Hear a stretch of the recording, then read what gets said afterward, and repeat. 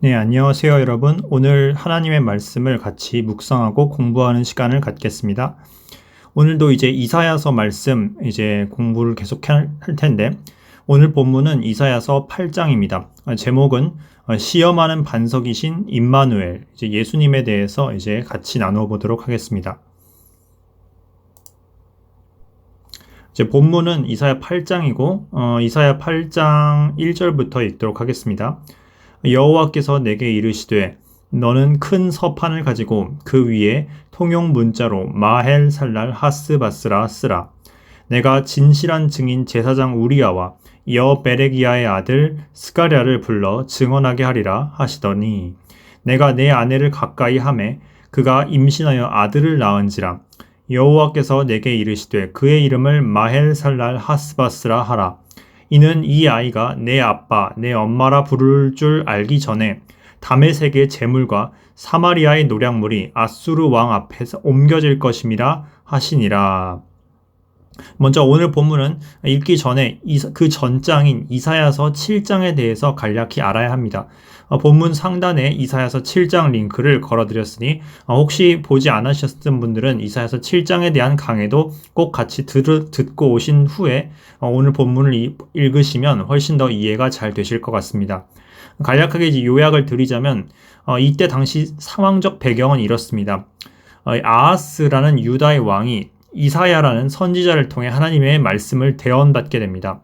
이때 이사야 선지자는 북왕국 이스라엘과 그리고 아람 왕국의 동시 침략으로 인해서 큰 두려움에 떨고 있었던 아하스 왕을 향해서 하나님의 말씀, 즉 너가 두려워하지 말고 하나님을 의지하라 라는 그 말씀을 전합니다. 그리고 이사야 선지자는 그에 대한 증표로서 하나님께서 친히 주시는 징조인 임마누엘에 대한 예언을 주십니다. 이 임마누엘의 예언은 이중적인 성취를 띠고 있습니다.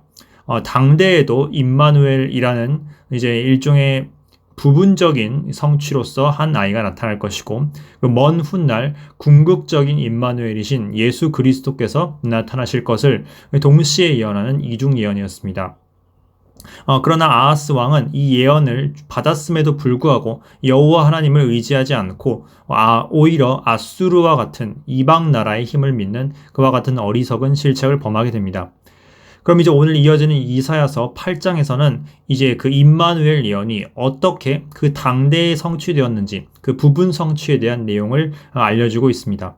여호와께서 마헬살랄 하스바스란 이름을 모두가 잘 알아볼 수 있도록 큼지막하게 써서 사람들에게 계시하라고 이사야 선지자에게 명을 하십니다. 그리고 이사야 선지자의 이와 같은 이 대언에 대해서 두 명의 증인, 제사장 우리야와 그리고 스가랴, 이 두 사람이 이제 증인 노릇을 해주게 됩니다. 보통 이제 두 명의 증인을 세우는 이유는 신명기 말씀에서도 알다시피 항상 어떤 신실한 증언 또는 이제 올바른 진실을 전할 때는 그것이 옳다는 것을 입증하기 위해서 두 명의 증인을 필요로 하기 때문입니다. 요한계시록에도 예수님에 대해서 재림하실 예수님에 대해서 선포하기 위해 두 명의 증인이 나타났었습니다. 이와 같이 이제 이 마헬살랄 하스바스라는 하나님의 이 예언의 말씀, 이 말씀이 아주 신실하고 주님의 말씀이 확실하다는 것을 알려주기 위해서 두 명의 증인까지 세워서 이사야가 대언을 하게 되었는데, 그 후에 이 이름, 이 마헬살랄 하스바스라는 이름을 어떻게 써먹었느냐, 나중에 보시면 3절에 보시면 이사야 선지자가 한 젊은 아내를 맞이하였다고 합니다. 근데 참고로 이제 킹제임스 번역에 의하면 이 아내가 여대언자라고 번역이 되어 있습니다. 즉 이사야가 여대언자, 한 번도 아직 아이를 안 적 없는 그 처녀인 여대언자에게 결혼하여서 들어간 뒤에 아들을 낳은 것입니다. 참고로 이사야 선지자가 이사야 7장을 보시면 스알야숲이라는 아들을 이미 한 명 갖고 있었습니다. 그런데 이제 아내를 또 맞이한 걸로 보아서 아마 스알야숲을 낳았던 전처는 아마 사별을 했던 것으로 생각이 됩니다.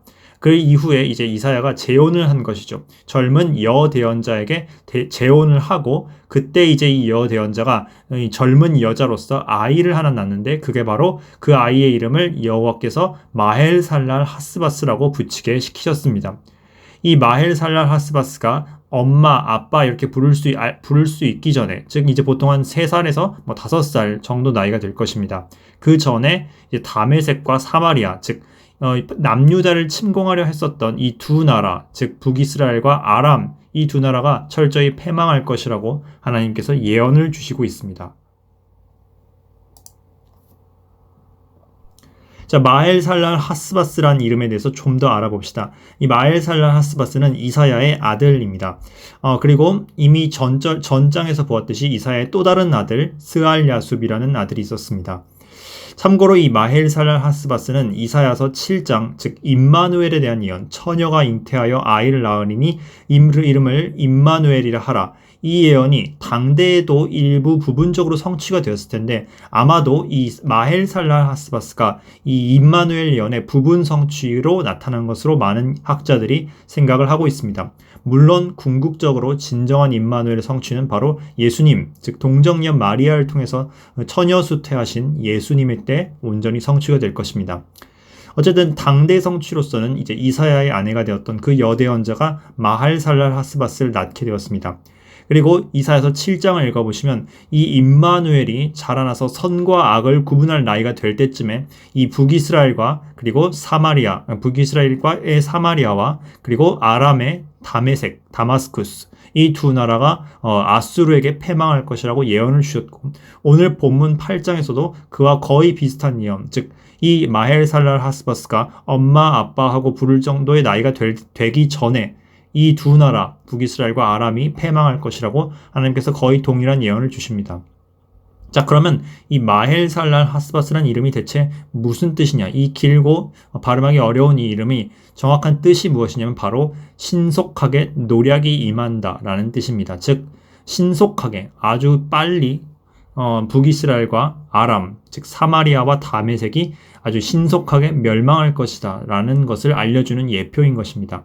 즉 아하스 왕에게 약속했던 것, 즉 아하스 왕이 두려워했던 이 두 왕국이 철저히 몰락할 것을 이 마헬살랄 하스바스라는 이름을 통해서 하나님께서 예표해 주시고 계신 것입니다.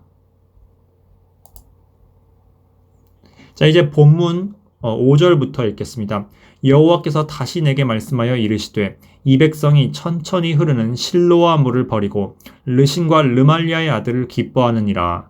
그러므로 주 내가 흉흉하고 창일한 큰 하수 곧 아수르 왕과 그의 모든 위력으로 그들을 뒤덮을 것이라. 그 모든 골짜기에 차고 모든 언덕에 넘쳐 흘러 유다에 들어와서 가득하여 목에까지 미치리라. 임마누엘이여 그가 펴는 날개가 내 땅에 가득하리라 하셨느니라. 자, 이 말씀도 이미 이사야서 앞장인 7장에서 후반부에 다루었던 내용을 거의 비슷하게 반복을 하고 있습니다. 혹시 이사야서 7장 강의를 아직 안 보셨다면 꼭 보고 오시면 이제 이해가 잘 되실 것 같습니다.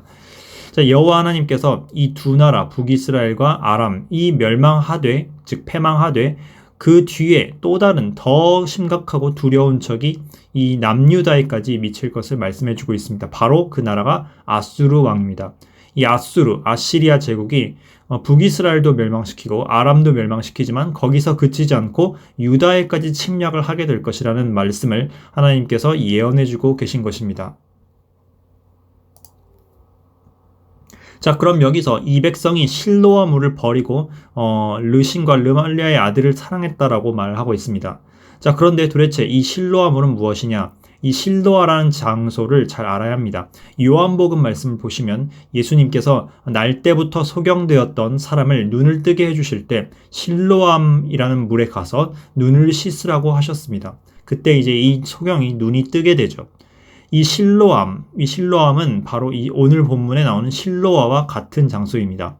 자, 이 실로아 또는 실로암의 물, 이 물은 바로 어디냐면 예루살렘 성전산에서 즉 성전산에 있던 기온샘이라는 물로부터 뻗어져 나온 맑은 개울물이었습니다. 자, 성전에는 항상 물이 흘러야만 합니다. 왜냐하면 성전 안에서는 수많은 제사 제물들을 잡고 피를 많이 흘리기 때문에 그걸 씻으려면 반드시 물이 공급이 되어야 하죠. 그 물 역할을 했던 것이 바로 기온샘에서 나오는 실로아 물이었습니다. 그런데 이 당대에 있었던 이 실로아 물은 장차 임할 더 크고 더 완전한 실체를 예표하는 하나의 상징이라고 볼 수 있습니다.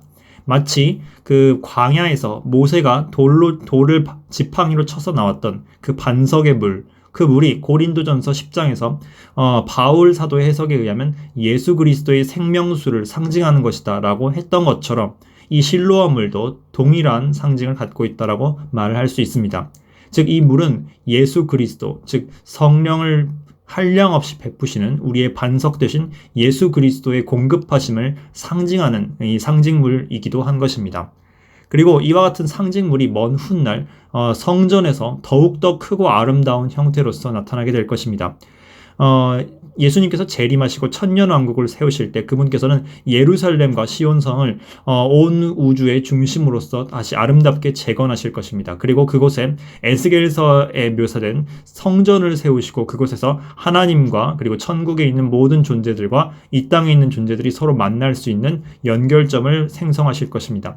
그 놀라운 성전이 이제 즉 천국과 이 땅이 합일되는 교차점이 될 텐데요. 그 성전에서 하나님의 영광과 능력을 담은 생명의 물이 나오게 됩니다. 물론 요한계시록 21장과 22장을 보시면 새하늘과 새 땅에 있는 하나님의 보좌에서도 물이 나오게 될 텐데 아마 이 천년왕국에서 흐를 물은 이 새하늘과 새 땅에서 생성될 생명수의 강을 예표하는 일종의 예고편이라고 보시면 되겠습니다. 그러면 어쨌든 이 천년왕국 성전에서 나오는 물, 이 물도 이제 말하자면 실로와 물의 부활체라고 할 수 있을 텐데요. 이 물에 대한, 이 성전의 물에 대한 예언이 에스겔서 47장에 자세히 나와 있습니다. 이 물은 놀랍게도 물리법칙을 무시한 채 졸졸 흐르는 샘물에서 시작했는데 어느새 이 질량 보존의 법칙을 무시하고 거대한 강이 되어서 온 천하, 나중에는 이 두 개의 거대한 바다를 향해 흘러들어가는 아주 거대한 강물이 된다라고 하고 있습니다. 여기에 대해서 또한 요엘서 3장 또한 예언을 하고 있고 스가랴서 14장에서도 여호와의 성전에서 나오는 생명수의 강에 대해서 예언을 하고 있습니다. 길게 말씀했지만 어쨌든 간에 오늘 본문에서 이스라엘 백성과 유다 백성이 실로와 물을 버렸다는 뜻은 단순히 어떤 물을 버렸다는 그런 문자적인 뜻이 아니라 바로 이 물이 상징하는 하나님, 예수 그리스도와 여호와 하나님을 배반하고 그분을 향하여서 마음을 돌렸다라는 뜻으로 해석을 할 수 있습니다. 우리는 이 생명수의 강을 우리 안에 받아들여야 합니다. 예수님께서 요한복음 7장 38절에 이와 같이 말씀하셨습니다. 나를 믿는 자는 성경의 이름과 같이 그 배에서 생수의 강이 흘러나오리라. 즉 성경에 예표되어 있는 이 실로아의 강 그리고 반석의 물, 이 물이 바로 궁극적으로는 예수 그리스도를 상징하고 그분께서 흘려보내주실 성령의 능력을 상징하는 것입니다. 계시록 22장 17절에도 성령과 신부가 말씀하시기를 보라 하신도다. 듣는 자도 오라 할 것이요 목마른 자도 올 것이요 또 원하는 자는 값없이 생명수를 받으라 하시더라. 바로 예수 그리스도께서 우리를 위해서 십자가 위에서 흘리신 보혈의 능력, 그 능력을 진심으로 믿고 겸손히 받아들이는 태도, 그것이 바로 우리가 그 예수님의 물을 마시는 것입니다. 자, 그런데 이러한 물을 버리고 어리석게도 이스라엘 백성은 르말리아의 아들 베가와 르신을 기뻐한다고 하였습니다. 여기에 좀 약간 해석이 어려운 측면이 있습니다. 분명 아하스 당시에 유다 민족과 이 베가와 르신, 즉 북이스라엘과 아람은 서로 대적 관계였습니다. 그런데 그들을 기뻐한다. 대체 어떤 뜻으로 해석을 해야 할까요? 여러 가지 가능성이 있겠지만 저는 여러 가지로 후보를 생각해 보았습니다. 유다 민족이 이 르말리아 애들인 베가와 르신이 그들이 심판받는 것을 보고 기뻐한다. 이렇게 해석을 해볼 수도 있겠습니다. 우리는 항상 이제 악인들이 심판을 받을 때 그것을 기뻐하기보다는 두려움먹고 떨리는 마음으로 우리 자신을 돌아보는 태도가 필요합니다. 또 다른 해석의 가능성으로는 이런 경우의 수도 생각해 볼 수 있겠습니다. 그러니까 이 백성이란 대상이 유다 민족이 아니라 북이스라엘의 민족을 말하는 지칭한 것일 수도 있겠습니다. 그 경우에는 이제 북이스라엘 왕국의 민족들이 자신들의 인간적인 힘과 동맹국의 힘을 의지하면서 하나님 아버지를 전혀 생각지 않았다. 이런 뜻으로 해석을 해볼 수도 있겠습니다. 혹은 어떤 한 시점에 이 유다 민족이 아수르에 대적하여서 북이스라엘과 다시 한마음이 되었다. 이런 일이 있었을 수도 있겠습니다. 근데 어쨌든 간에 뭘로 하든 간에 결국 중요한 것은 이게 아닙니다. 한 가지 확실한 것은 유다와 북이스라엘이 하나님을 의지하지 않고 인간적인 것과 다른 마음을 품었다라는 것을 하나님께서는 지금 지적을 하고 계신 것입니다. 그렇게 생명수 샘물 되시는 여호와 하나님을 버리고 다른 것을 의지하고 다른 것을 택한 대가가 무엇일까요? 하나님께서는 천천히 흐르고 부드럽게 흐르는 실로와 물 대신에 그들이 홍수를 맞이하게 될 것이라고 말씀을 하십니다. 우리가 잔잔히 흐르는 부드러운 물을 버리면 우리는 홍수에 휘말리게 되는 것입니다. 여기서 이 홍수는 바로 아수르, 즉 아시리아 왕과 그의 군대를 상징합니다. 실제로 역사적으로 보았을 때 아수르 제국의 사르곤 왕은 북이스라엘 왕국을 완전히 멸망시켰습니다. 그리고 그 뒤에 임할 사네립이란 왕은 유다까지도 침략을 하여서 크나큰 고난을 안겨주게 됩니다. 그리고 또 한 가지, 이 아시리아 왕, 이 아시리아라는 존재는 항상 성경에서 1차적으로는 물론 이제 당대 역사 속에서의 아시리아를 의미하기도 하지만 묵시록적으로는 아시리아 사람이라고 불리는 적그리스도를 예표하는 표현이기도 합니다. 실제로 이 훗날, 먼 훗날 대환란 때 적그리스도에 의해서 유다와 이스라엘이 하나님을 의지하지 않고 적그리스도를 의지하다가 크게 통수를 당하게 될 것을 우리는 알 수 있습니다. 그리고 그 침략은 마치 홍수와 같은 모습으로 묘사될 것입니다. 70일에 예언을 하였던 다니엘은 다니엘서 9장 26절에 이와 같이 기록을 합니다. 그의 마지막은 홍수의 휩쓸림과 같을 것이다 라고 하였습니다. 또 요한계시록 12장을 보시면 용이 즉 사탄이 이스라엘 즉 여인을 침몰시키기 위해 홍수와 같은 강을 내뿜는 것을 볼 수 있습니다. 어쨌든 간에 이 같은 것은 결국 여호와를 버린 데에 대한 대가입니다. 그리고 예레미야 선지자는 이에 대해서 이와 같이 말씀을 하고 있습니다. 내 백성이 두 가지 악을 행하였나니 곧 그들이 생수의 근원되는 나 여호와 하나님이죠. 나를 버린 것과 스스로 웅덩이를 판 것인데 그것은 그물을 가두지 못할 터진 웅덩이들이니라. 예레미야서 2장 13절 말씀입니다. 즉 하나님을 버리고 그 자리에 자신의 마음속에 우상을 세우게 된다면 그것은 생명의 강물, 생명의 물을 잃고 영원히 목마르게 되는 즉 파멸의 지름길이라는 것입니다. 실제로 역사적으로 봤을 때 먼저 북이스라엘이 아시리아에게 멸망을 당했습니다. 그리고 유다도 뒤이어서 큰 곤경을 처하게 됩니다. 하지만 하나님의 긍휼로 인하여서 유다는 아시리아 때에는 완전히 멸망을 하지는 않았습니다. 자, 유다는 북이스라엘처럼 환란은 겪었습니다. 하지만 환란은 겪되 완전히 멸망하지는 않고 구원을 받았습니다. 그 이유는 무엇일까요?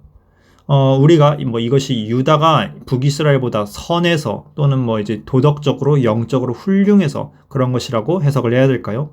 저는 결코 그렇지 않다고 생각합니다. 유다나 북이스라엘이나 영적인 수준 또는 이제 마음의 상태는 하나님 앞에서 불완전하고 죄로 오염된 것은 동일하였습니다. 하지만 하나님께서는 무한한 자비하심을 베푸시고 또한 그분께서 긍휼 베풀 자에게 긍휼을 베푸시며 그리고 자비 베풀 자에게 자비를 베푸신다고 말씀을 하셨습니다. 즉 유다는 하나님의 택하심을 통해서 그분의 값없는 자비하심을 입게 된 것입니다.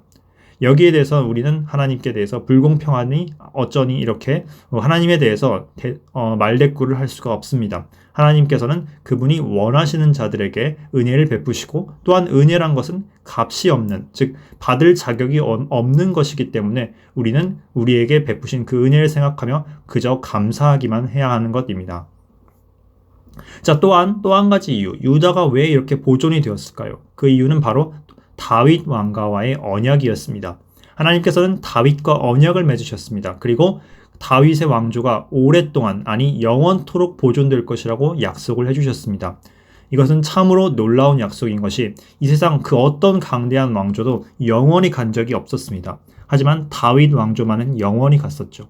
물론 다윗 왕조도 죄로 인하여서 특히 므낫세의 죄로 인하여서 중간에 끊어지는 일이 벌어졌습니다. 하지만 그 다윗의 후손으로 예수님께서 이 땅에 오셨고 그리고 다시 재림하셔서 영원토록 이 우주와 온 만물의 왕이 되십니다. 다윗 왕과의 언약이 바로 그곳에서 성취가 되는 것입니다. 바로 이 언약 때문에 하나님께서는 유다가 죄를 지었음에도 불구하고 환난은 주시지만 완전한 멸망에 넘겨주시진 않고 여러 번 채찍질을 하신 후에 다시 회복시키십니다. 유다는 이와 같이 하나님의 채찍인 아수르에 의해서 홍수에 잠기게 할 것입니다. 하지만 놀랍게도 유다는 보존될 텐데 그 이유는 바로 그 홍수가 잠길 때 임마누엘이 그 가운데 함께하기 때문입니다. 오늘 본문에서도 임마누엘이여 그가 내 목까지 이제 홍수를 미칠 것이다 이렇게 말씀을 하였습니다. 저는 이 장면을 보면서 이 예언을 보면서 예수님께서 제자들과 함께 그 풍랑이 일던 바다에서 배를 타고 가셨던 그 장면이 떠올랐습니다. 바다에 큰 놀이 일어나 배가 물결에 덮이게 되었음에 예수께서는 주무시든지라. 즉 임마누엘이신 예수님께서 우리와 함께하고 있는데 그런 상황에서도 때론 우리는 고난과 역경과 또는 하나님의 징계 등등을 겪을 수 있습니다. 하지만 우리가 이와 같이 큰 환난, 유다가 겪었던 것 같은 큰 환난을 겪을 때 우리 가운데 임마누엘의 하나님, 즉 예수님이 함께 계신다는 사실은 굉장히 큰 위로와 그리고 용기가 되는 사실입니다. 우리가 이제 큰 어려움과 또는 징계 또는 핍박과 또 주님의 뜻대로 살려다가 겪는 고난을 겪을 때 우리가 기억해야 할 점은 우리가 타고 있는 이 배가 비록 침몰될 듯이 굉장히 위기 가운데 처해 있지만 이 배 한가운데 예수님께서 같이 주무시고 계신다는 사실을 늘 잊어서는 안 됩니다. 그것이 우리가 보존되고 지켜질 수 있는 근거가 되는 것입니다. 자, 그러면 이 유다가 이제 어떻게 보존될 것인지 하나님께서 이제 본문 말씀에서 선언을 해주십니다. 9절 읽겠습니다. 9절, 너희 민족들아 함성을 질러보아라. 그러나 끝내 패망하리라. 너희 먼 나라 백성들을 들을지니라. 너희 허리를 동이라. 그러나 끝내 패망하리라. 너희 허리에 띠를 띠라. 그러나 끝내 패망하리라. 너희는 함께 계획하라. 그러나 끝내 이루지 못하리라. 말을 해보아라. 끝내 시행되지 못하리라. 이는 하나님이 우리와 함께 계심이라. 바로 이 하나님이 우리와 함께 계신다. 이 말을 히브리어로 표현하면 임마누엘이 되는 것입니다. 하나님께서 열방의 민족들을 향해 선언하십니다. 열방의 이스라엘과 유다를 침략하기 위해서 몰려든 그 수많은 민족들을 향해 너희가 함성도 질러보고 마하고 허리도 동여보고 허리에 띠를 띠고 아주 작정하고 덤벼보아라. 계획하고 이를 시행해보아라. 하지만 그 어떤 것도 성취되지 못할 것이다. 너희는 패배할 것이다. 너희는 이스라엘을 이기지 못할 것이다. 너희는 유다를 멸망시키지 못할 것이다. 라고 하나님께서 선포하고 계십니다. 이와 같이 역사적으로 봤을 때 아시리아가 유다를 침략하려 했던 그 침략은 결국 실패로 돌아가고 말았습니다. 한때 거의 예루살렘을 점령할 뻔하였지만 이 사네립이라는 이 침략자는 결국에는 하나님의 개입으로 인해서, 즉 히스기야 왕과 이사야의 하나님을 향한 중보 기도로 인하여서 하나님의 천사가 개입을 했을 때 이 아수르 군대는 18만 5천 명이 하루아침에 전멸당하는 수모를 겪게 됩니다. 그리고 그들은 패배하여서 자기 땅으로 돌아가게 되었습니다. 이것은 하나의 예표일 뿐입니다. 궁극적인 아시리아, 즉 열방의 마지막 때의 군대도 역시 철저히 이 유다를 멸망시키기 위해서 전 세계에서 침략을 하겠지만 그들은 하나님의 개입으로 인해서 실패할 것입니다. 이것이 바로 아마겟돈 전쟁인 것입니다. 아무리 허리를 동이고 함성을 외치고 최선을 다해봐도 하나님께서 그분의 백성을 지키기로 작정하신다면 그 어떤 계획도 서지 못합니다. 설령 핵무기를 동원한다 하더라도 세상의 모든 군대와 모든 강력한 무기들을 쏟아붓는다 할지라도 결코 그것을 넘어서지 못하는 것입니다. 이 이유는 단 하나, 칼 때문도 아니고 창 때문도 아니고 그 어떤 강력한 무기가 있어서도 아닙니다. 바로 하나님께서 함께 하시기 때문입니다. 시편 2편 1절을 읽어보겠습니다. 어찌하여 이방 나라들이 분노하며 민족들이 헛된 일을 꾸미는가. 또한 이와 같이 맨 마지막 때 열방이 이스라엘을 치려 하려다가 실패하는 일에 대해서 스가랴 예언자가 말씀을 하고 있습니다. 스가랴서 12장 1절에서 3절. 보라, 내가 예루살렘으로 그 사면 모든 민족에게 취하게 하는 잔이 될 것이라. 예루살렘이 애워싸일 때 유다에까지 이르리라. 그 날에는 내가 예루살렘을 모든 민족에게 무거운 돌이 되게 하리니 그것을 드는 모든 자는 크게 상할 것이라. 천하 만국이 그것을 치려고 모이리라. 흥미롭게도 오늘날에도 예루살렘 문제와 이 유대인들 문제가 전 세계의 사람들로 하여금 굉장히 골칫거리 그리고 무거운 돌이 되는 것을 볼 수 있습니다. 미국만 봐도 이 이스라엘 문제 때문에 굉장히 골치 아파하며 어려워하고 있죠. 그리고 전 세계가 이 이스라엘이란 작은 나라를 중심으로 온갖 국제 이슈와 지정학적 문제가 돌아가는 것을 볼 수 있습니다. 하나님의 예언이 정말로 성취게 되어가고 있는 것입니다. 자, 11절부터 이제 하나님께서 이사야 선지자에게 가르쳐 준 말씀이 있습니다. 11절입니다. 여호와께서 강한 손으로 내게 알려주시며 이 백성의 길로 가지 말 것을 내게 깨우쳐 이르시되 이 백성이 반역자가 있다고 말하여도 너희는 그 모든 말을 따라 반역자가 있다고 하지 말며 그들이 두려워하는 것을 너희는 두려워하지 말며 놀라지 말고 만군의 여호와 그를 너희의 거룩하다 너희가 거룩하다 하고 그를 너희가 두려워하며 무서워할 자로 삼으라. 그가 성소가 되시리라. 그러나 이스라엘의 두 집에는 걸림돌과 걸려 넘어지는 반석이 되실 것이며 예루살렘 주민에게는 함정과 올무가 되시리니 많은 사람들이 그로 말미암아 걸려 넘어질 것이며 부러질 것이며 덫에 걸려 잡힐 것이니라. 먼저 전반부에서 하나님께서는 이 백성의 길, 즉 유다 백성들의 가는 그 길을 이사야 선지자가 본받지 말라고, 즉 다수가 걸어가는 그 길을 따라가지 말라고 말씀해 주시고 계십니다. 여기서 이 백성의 길이란 바로 하나님을 의지하지 않는 유다 백성, 즉 하나님을 통해서 도움을 받으려는 것이 아니라 자기 힘 또는 이방 나라의 힘, 예를 들어 아수르나 이집트의 힘을 빌림으로써 이 위기를 타개해보자 하는 그러한 어리석은 자들의 그 믿음을 하나님께서 일깨우시며 그것을 경고하며 따라가지 말 것을 명하시고 계십니다.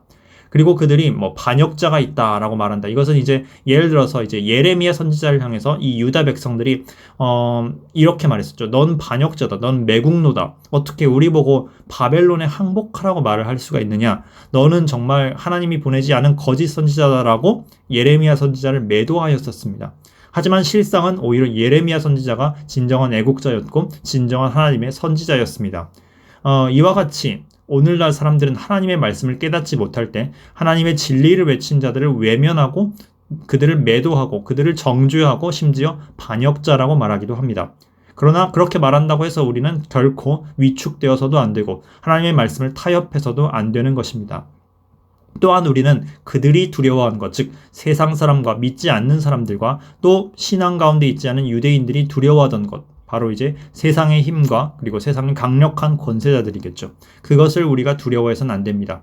우리가 두려워해야 할 자는 바로 만군의 여호와, 거룩하신 만군의 여호와 한 분뿐이십니다. 예수님께서도 몸 밖에 죽이지 못하는 자들을 두려워하지 말고 오히려 몸과 영혼 모두를 지옥에서 멸하실 수 있는 하나님 아버지, 그분만을 두려워하라라고 분명히 가르쳐 주셨습니다. 우리가 그분을 두려워하면 그분께서는 우리의 성소, 즉 우리를 지키시는 우리의 피난처가 되어주십니다. 하지만 우리가 그분을 믿지 아니하면 그분은 우리에게 걸림돌과 걸려 넘어지는 반석, 함정과 올무가 될 것입니다. 다시 요약을 드리겠습니다. 진정한 대언자, 진정한 선지자, 하나님의 사람이라면 다수의 의견에 휘말려서는 안 됩니다. 세상 사람들이 말하는 말, 세상의 시류, 그것을 따르지 않는 자가 참된 하나님의 종입니다. 때로는 이와 같이 세상의 시류에 반대되는 말을 선포하고 대언하다 보면 우리는 세상 사람들에게 반역자 취급을 당할 수 있습니다. 하지만 그것을 우리는 결코 두려워해서는 안 됩니다. 예수님께서는 너희가 나를 부끄러워한다면 나도 너희를 나중에 부끄러워할 것이다 라고 말씀을 하셨습니다. 그러므로 우리는 항상 하나님을 두려워한 마음으로 그분의 명령만을 따르고 세상을 향해 선포해야 합니다. 유다 사람들은 이집트 또는 아수르와 같은 세상의 힘을 두려워했습니다. 오늘날 사람들도 힘과 권력 또는 재물 이런 것들을 두려워하고 그것을 자신들의 우상으로 삼습니다. 하지만 우리가 그리스도인들은 두려워해야 되는 것은 오직 하나뿐입니다. 바로 하나님 한 분뿐이십니다. 그리고 주님을 두려워하는 것이 바로 진정한 지혜와 지식의 시작이라고 잠언 기자는 말을 하고 있습니다. 자, 여기서 하나님께서 성소가 되신다는 의미를 한번 좀 더 묵상해 보도록 하겠습니다. 구약 시대 때 이 성소, 즉 성전이나 성막은 일종의 피난처의 역할을 했습니다. 특히나 이 성전들 또는 성막들에 있는 커다란 번제단에 뿔이 있었는데 그 뿔을 손으로 잡으면 그 어떤 침략으로부터도 목숨을 부지할 수 있었습니다. 일종의 불문율이었던 거죠. 이 번제단의 뿔을 잡고 있을 동안에는 누군가를 죽이지 않는다. 이런 규율이 있었습니다.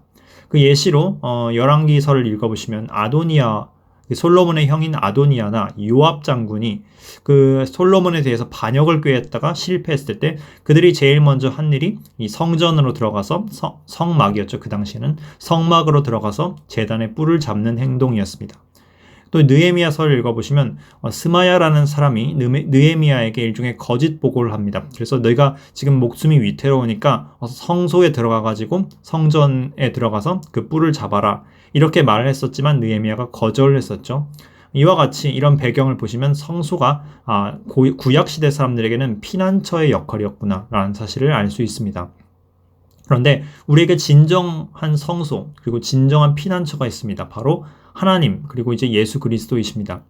그리스도께서 성전의 본체이시라는 것을 요한복음 말씀 2장 21절에서 알 수 있습니다. 그리고 또한 요한계시록 21장 22절 읽어보시면 성 안에서 내가 여기서 성이란 새 예루살렘을 의미합니다. 이 새 예루살렘 안에서 내가 성전을 보지 못하였으니 이는 주 하나님 곧 전능하신 이와 및 어린 양이 그 성전이심이라 라고 말씀하였습니다. 즉 하나님 아버지와 예수님 그리고 성령님께서 그 성전이 되어주신다라는 뜻이죠. 하지만 우리가 믿을 때는 이와 같이 성소가 되어주시는 주님께서 우리가 믿지 않을 때 그리고 그분을 거절할 때는 두렵고 떨리는 걸림돌과 거치는 반석이 되십니다. 자, 오늘 본문의 이사야 8장 14절을 읽어보시면 이스라엘의 두 집에는 걸림돌과 걸려 넘어지는 반석이 되실 것이며 예루살렘 주민에게는 함정과 올무가 되시리니 라고 말씀하고 계십니다. 정말 놀랍게도 이 믿지 않는 자들의 대표로서 이스라엘의 두 집과 예루살렘 주민, 즉 유대인들이 지금 거론되고 있습니다. 여러모로 참 안타까운 일입니다. 자기 땅에 오신 그 그리스도를 바로 그 자기 땅의 백성인 그 유대인들이 받아들이지 않았던 것입니다. 이사야서 28장 16절 말씀을 한번 읽어보겠습니다. 이 돌이 한편으로는 귀하고 견고한 기초돌이 됩니다. 보라, 내가 한 돌을 시온에 두어 기초를 삼았노니 곧 시험한 돌이요 귀하고 견고한 기초돌이라. 그것을 믿는 이는 다급하게 되지 아니하리로다. 이 예수 그리스도께서 바로 시온에 세워지신 그 기초돌, 우리의 모퉁이 돌이신 것입니다. 그 분을 믿는다면 우리는 우리의 영혼은 평강을 얻게 되고 다급하지 않게 됩니다. 그리고 한편 시편 118편 메시아에 대한 시인 이 시편 118편의 22에서 23절을 읽어보시면 이와 같은 말씀이 있습니다. 건축자들이 버린 돌이 집 모퉁이의 머릿돌이 되었나니 이는 여호와께서 행하신 것이요 우리 눈에 기이한 바로다. 이 예언이 주님께서는 언제 성취되셨냐? 이 말씀을 언제 인용하셨냐면 바로 그 예수님께서 그 예루살렘 성에 입성하셨을 때 바리새인들과 종교 지도자들과 논쟁하셨을 때 주님께서 이 말씀을 그대로 인용하셨습니다. 그래서 주님께서는 내가 바로 너희 건축자들, 즉 유다 종교 지도자들이 버렸던 그 돌인데 내가 이제 이 온 우주의 교회, 즉 교회와 하나님의 백성의 머릿돌이 될 것이다 라고 말씀을 하고 계신 것입니다. 흥미롭게도 이 동일한 시편 118편에는 다음과 같은 두 가지 표현이 나옵니다. 첫 번째는 25절에 언급되는 이제 구원하소서라는 표현인데 그 표현은 이제 히브리어로 표현하면 호산나라는 표현이 됩니다. 이 호산나라는 말 또한 그 예수님께서 예루살렘 성에 입성하셨던 그 날에 백성들에 의해서 불러진 그 노래였습니다. 안타깝게도 그 백성들은 이 호산나의 진정한 의미를 깨닫지 못하고 그저 정치적 메시아만을 기다렸습니다. 그리고 또한 이 시편에는 26절에 이와 같은 표현도 있습니다.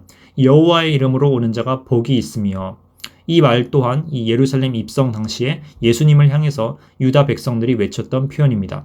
하지만 이들은 이 의미를 정확히 이해하지 못했기 때문에 이 진정한 이 의미로서 이 여호와의 이름으로 온 자가 복이 있으며 라고 다시 제대로 고백할 날은 먼 훗날 재림 때로 연기되게 될 것입니다. 그때 그들은 진정으로 이 말의 의미를 깨닫게 되고 자신의 죄를 깨닫고 회개하고 예수님을 죄에 대한 구원자로서 영접하게 될 것입니다. 자, 이 앞선 돌에 대한 세 가지 설교, 즉 세 가지 예언서와 시편의 말씀을 한꺼번에 이제 종합한 말씀이 있습니다. 바로 신약의 베드로전서 2장입니다. 베드로전서 2장 말씀 읽어보겠습니다. 성경에 기록되었을 때 보라 내가 택한 보배로운 모퉁이 돌을 시온에 두노니 그를 믿는 자는 부끄러움을 당하지 아니하리라 하였으니 이사야서 28장을 인용한 것입니다. 그러므로 믿는 너희에게는 보배이나 즉 이 말씀은 믿는 자들에게 해당되는 것이죠. 하지만 믿지 않는 자들에게 무슨 예언이 성취될까요? 그것은 바로 이사야서 8장의 예언이 성취됩니다. 믿지 아니하는 자에게는 건축자들이 버린 그 돌이 모퉁이의 머릿돌이 되고 시편 118편을 인용한 표현입니다. 또한 부딪히는 돌과 걸려 넘어지게 하는 바위가 되었다 하였느니라. 그들이 말씀을 순종하지 아니함으로 넘어지나니 이는 그들을 이렇게 정하신 것이라. 두려운 표현입니다. 근데 이사야서 8장 원문에서는 이 믿지 아니하는 자라는 표현이 아니라 원래는 이스라엘의 두 집과 예루살렘의 주민이라고 표현이 되어 있습니다. 즉 베드로는 이 당시에 믿지 않았던, 즉 예수님을 받아들이지 않았던 이스라엘의 두 집과 예루살렘 주민, 즉 유대인들을 향해서 그들이 실족하게 되었다라고 말하고 있는 것입니다. 그러나 너희는 이제 믿는 성도들, 이제 믿는 유대인과 믿는 이방인들을 말하는 것입니다. 이 너희는 택하신 족속이요, 왕 같은 제사장들이요, 거룩한 나라요, 그의 소유가 된 백성이니 이는 너희를 어두운 데서 불러내어 그의 기이한 빛에 들어가신 이의 아름다운 덕을 선포하게 하려 하심이라. 베드로전서 2장 6에서 9절 말씀입니다. 자, 이제 비슷한 말씀으로, 이거 거의 비슷한 말씀으로 요한복음 1장 11에서 12절 말씀이 있습니다. 자기 땅에 오심에 예수님께서 자기 땅 이스라엘에 오셨는데 자기 백성이 영접하지 아니하였으나, 이 자기 백성, 이제 앞서 베드로전서에서 표현한 대로 하면 이스라엘의 두 집과 이제 예루살렘의 주민이 되겠습니다. 그러나 영접하는 자, 즉 이제 너희 영접하는 자들은 곧 그 이름을 믿는 자들에게는 하나님의 자녀가 되는 권세를 주셨으니라고 요한복음에서 말을 하고 있습니다. 즉 하나님의 자녀, 베드로전서의 표현에 의하면 택하신 족속, 왕 같은 제사장, 거룩한 백성, 특별 소유 백성이 되는 것입니다.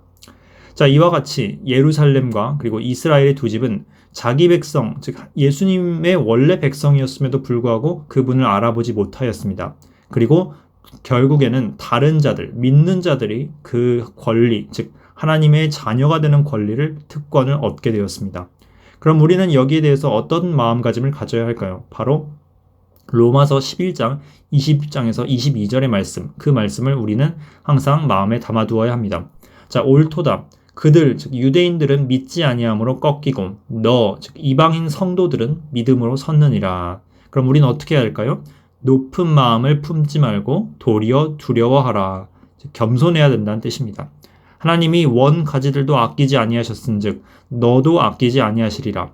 그러므로 하나님의 인자하심과 준엄하심을 보라. 넘어진 자들에게는 준엄하심이 있으니 너희가 만일 하나님의 인자하심에 머물러 있으면 그 인자가 너희에게 있으리라. 그렇지 아니하면 너도 찍히는 바 되리라. 로마서 11장 20절에서 22절 말씀.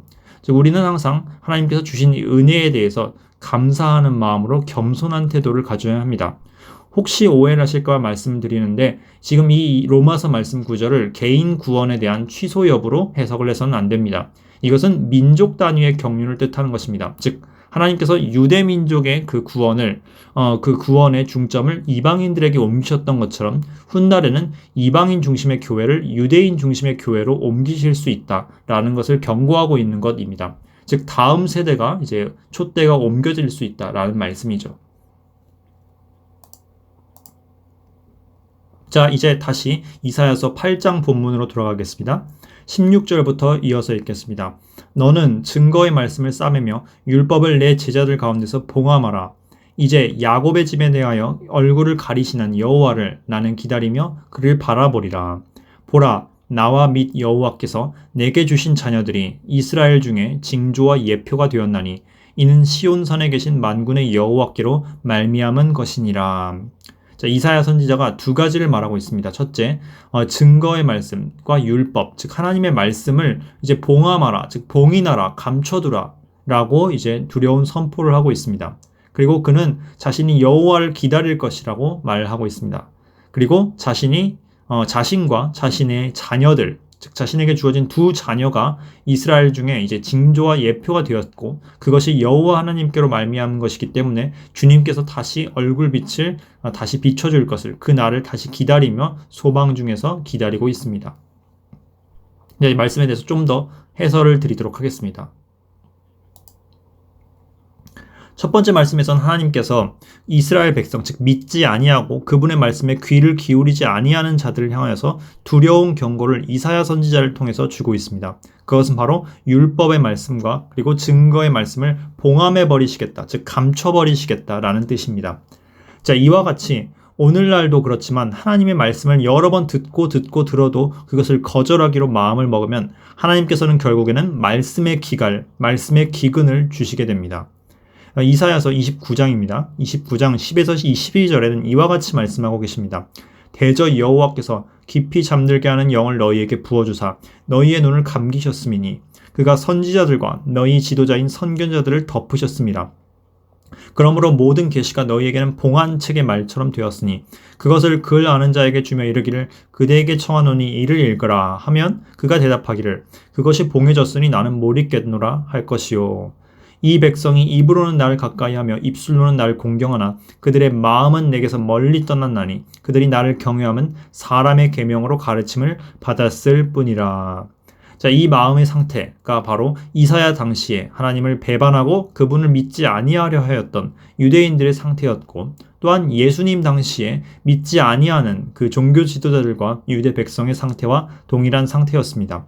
즉 그들은 하나님께서 그토록 수많은 선지자들을 통해서 예언을 주시고 경고하시고 그리고 깨닫게 하시려고 노력을 했음에도 불구하고 자기 스스로 듣지 아니하려고 마음을 고정했기 때문에 하나님께서도 결국 그들을 향해서 말씀의 계시가 마음속에 닿지 못하도록 말씀을 봉인하셨다라는 뜻입니다.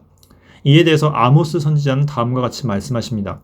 보라, 날이 이를지라 내가 기근을 땅에 보내리니 양식이 없어 주림이 아니며 물이 없어 가람이 아니요 여호와의 말씀을 듣지 못한 기갈이라 라고 하였습니다. 이것은 모든 기갈 가운데 가장 두렵고 그리고 가장 무시무시한 것입니다. 차라리 양식과 물이 없는 기근이라면 우리가 하나님께 돌아서고 그리고 그분을 찾을 수 있지만, 그러나 말씀이 선포되지 않는, 말씀이 사라진, 그리고 그분의 진리가 우리 눈에서 감춰져 버린 그와 같은 영적인 기갈은 온 인류를 그야말로 희망 없는 상태로 몰고 가는 가장 끔찍한 기갈인 것입니다. 오늘날도 우리는 성경이 눈이 점점 닫혀가고 있는 그런 세대를 살고 있습니다.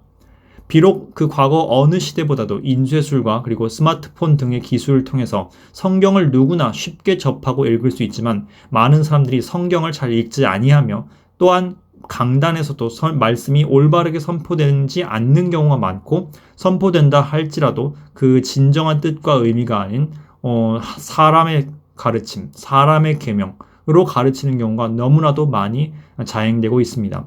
이와 같은 상태가 계속되면 결국에는 말씀의 기갈이 임하게 되는데 그것은 그 나라를 향한 하나님의 심판이라고 할 수 있습니다. 이와 같은 절망적인 말씀의 기갈 가운데서도 이사야 선지자는 포기하지 않고 하나님을 기다립니다. 그는 구원자 하나님을 기다리십니다. 이사야서 6장 11절에도 이사야는 이와 같이 고백했습니다. 주여 어느 때까지입니까? 이 모든 것이 황폐화되고 백성들이 눈과 귀와 마음이 닫히는 이런 상태가 대체 언제까지 지속될 것입니까? 라고 묻자 하나님께서는 모든 것이 황폐화될 때까지라고 말씀하십니다. 그러나 그 와중에도 하나님께서는 한 가지 희망의 단서를 주십니다. 밤나무와 상수리나무가 배임을 당하여도 그 그루터기는 남아있는 것 같이 거룩한 씨가 이 땅에 그루터기니라. 즉 남은 자들, 즉 남아있는 자들이 거룩한 씨가 되어서 그루터기로서 남아있을 것이다 라고 하나님께서 소망의 말씀을 주십니다. 이사야는 이것이 바로 자신과 자신의 두 아들을 통해서 징표가 되었음을 믿었습니다. 자, 그럼 한번 이사야와 두 명의 아들의 이름의 뜻을 알아보겠습니다. 이사야가 있고 그리고 그의 아들 첫째 이사야 7장에 언급된 스알야숲이라는 이름이 있습니다. 그리고 두 번째 아들 오늘 본문에 언급된 마할살랄 하스바스라는 이름이 있습니다. 이사야라는 이름은 여호와는 구원이시다라는 뜻입니다. 스알야숲이라는 뜻은 남은 자가 돌아올 것이다 라는 뜻입니다. 또 마지막으로 마헬살랄 하스바스라는 뜻은 노략이 신속히 임한다 라는 뜻입니다. 그리고 이사야서 7장에 언급된 임마누엘이라는 이름이 있는데 이것은 하나님이 우리와 함께 하신다는 뜻입니다. 즉 심판과 그리고 영원한 멸망이 신속하게 임하게 되지만 여호와 하나님께서 우리의 구원이시고 하나님께서 우리와 함께 하시기 때문에 남은 자들이 돌아오게 될 것이다 라는 뜻입니다. 자, 이것은 이스라엘과 그리고 유대 민족에게 주는 소망이기도 하고 또한 교회와 이방인 성도들에게 주는 소망이기도 합니다.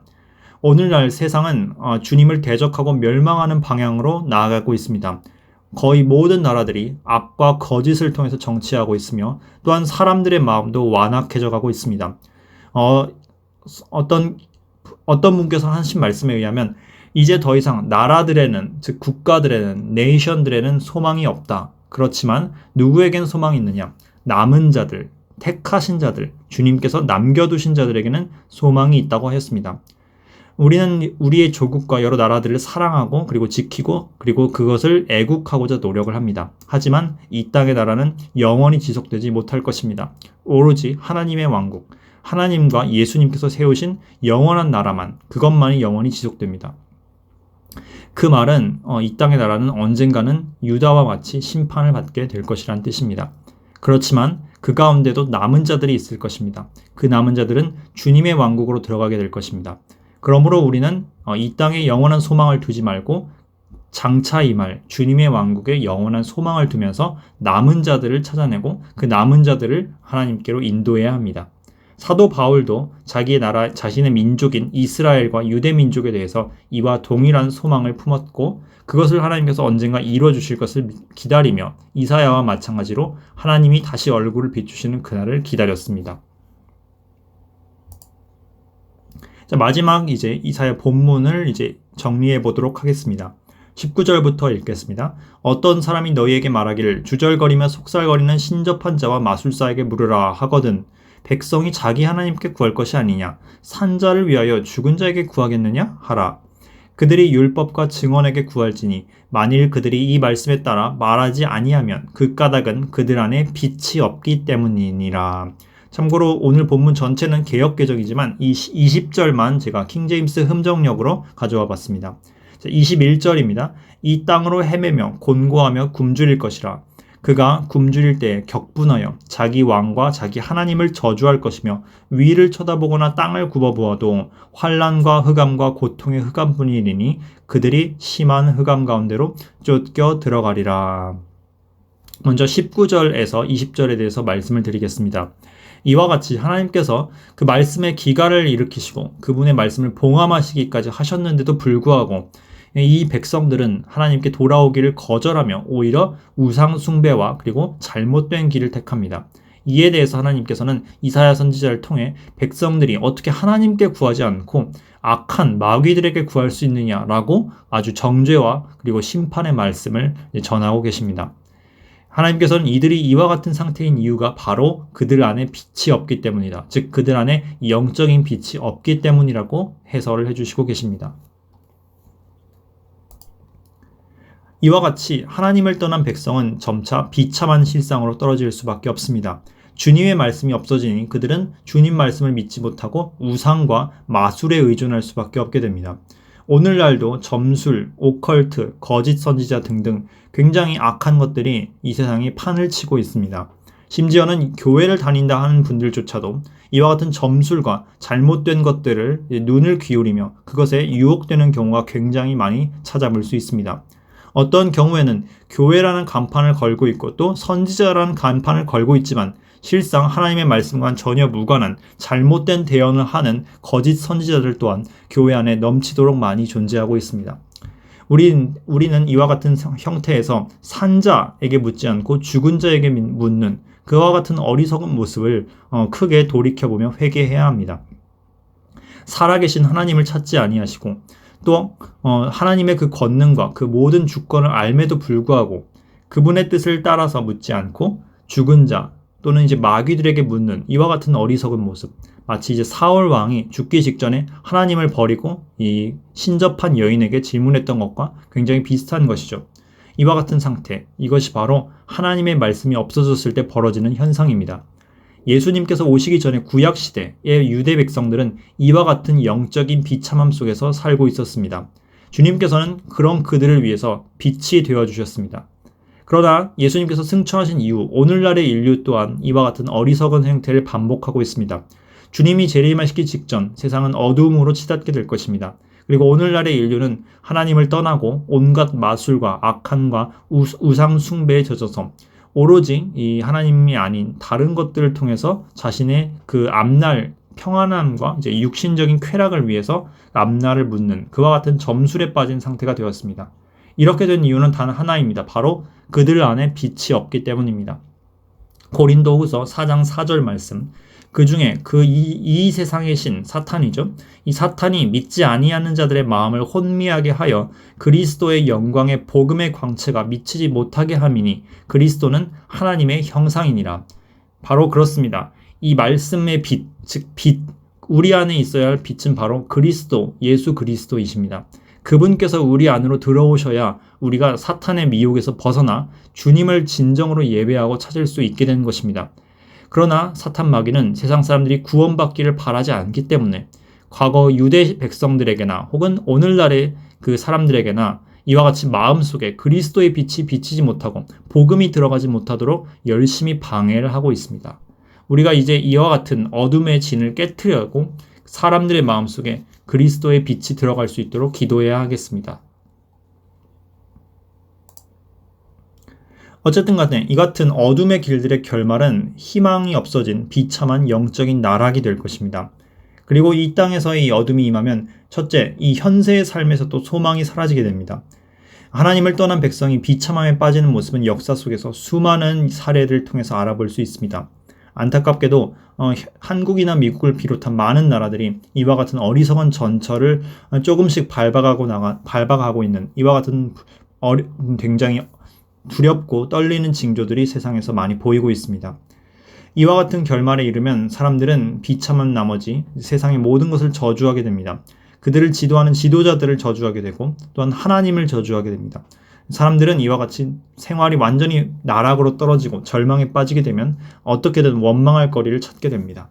그러나 그렇게 원망을 한다 한들 그 현실은 다시 회복시킬 수 없게 됩니다. 땅을 보아도 하늘을 보아도 남은 것은 절망뿐인 그런 상태가 되는 것입니다. 그리고 이와 같은 영적인 어둠의 결말은 이 땅에서의 비참함으로 그치지 않습니다. 죽은 이후에는 영원한 심판이 기다리고 있습니다. 그리고 영원한 어둠이 기다리고 있으며 하나님을 믿지 아니한 자들, 그들 마음속에 빛을 두지 않은 자들은 결국에 죽은 이후에는 영원한 어둠 속으로 떨어지게 됩니다. 이 상태, 하나님을 믿지 않고 하나님을 모르고 그리고 그리스도를 알지 못하는 이 상태, 영적인 비참함의 상태, 이것이 바로 예수님께서 이 땅에 오시기 전에 혼돈스럽고 어두운 인류의 상태였던 것입니다. 그런데 하나님께서는 땅이 혼미하고 공허했을 때 빛이 있으라라고 말씀을 하셨던 것처럼 이와 같이 영적으로 이 세상 사람들이 비참함 가운데 빠졌을 때 주님께서는 빛이 있으라 하면서 진정한 빛이신 그리스도를 이 세상에 보내주십니다. 그것이 바로 오늘 본문인 이사야서 8장 뒤 이후에 이어지게 될 이사야서 9장에 나오는 내용입니다. 이사야서 9장 초반부에는 바로 이와 같은 처참한 어둠에서 희망이 되어주신 빛이 되어주신 한 분, 바로 예수님에 대한 아주 놀라운 예언들이 담겨 있습니다. 다음 장에서는 이 예수님에 대해서 같이 나누어 보도록 하겠습니다. 자, 오늘 말씀은 여기까지였습니다. 한 주간도 주님 안에서 평강을 누리시기